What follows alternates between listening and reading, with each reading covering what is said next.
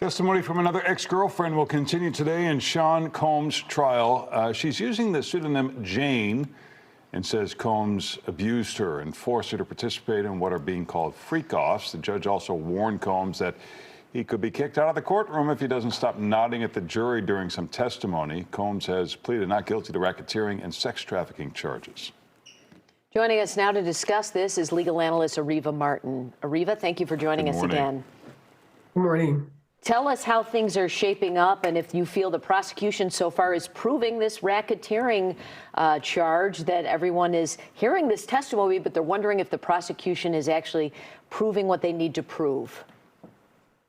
I think based on the evidence that has been presented to date, the witnesses that have been presented by the prosecution, it is definitely moving in the right direction of proving that Combs used his billion-dollar empire as a criminal empire, or criminal enterprise, I should say, to carry out acts of bribery, arson, and kidnapping. We've heard from several witnesses, several former employees that talked about them being a part of the enterprise that Combs used, them having to help witnesses such as Cassie Ventura go to the drugstore after she had been beaten by Combs to get her supplies to help her with injuries that she had sustained. Other employees being present when Combs was bribing, for example, the former security guard at the hotel who had the videotape of the beating of Cassie Ventura. So there's been a number of ex-employees who've testified over the last week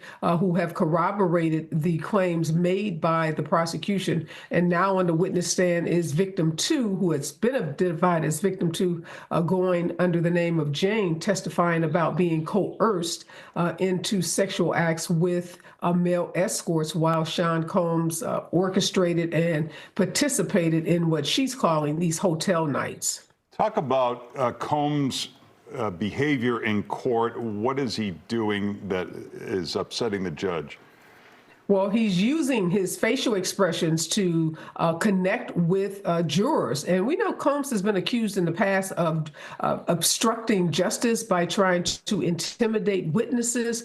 And I believe that the judge believes his facial expressions, his connections or attempted connections with the jury may fall into that category, nodding his head excessively, making expressions when witnesses testify on the witness stand. And the judge was so annoyed by this conduct that he admonished Combs's defense team, telling them if he doesn't stop making these facial, statements with his face and nodding his head excessively, that he will be removed from this trial, that he will not be allowed to sit in the courtroom for the remainder of the trial. So this is a very serious admonition from the judge.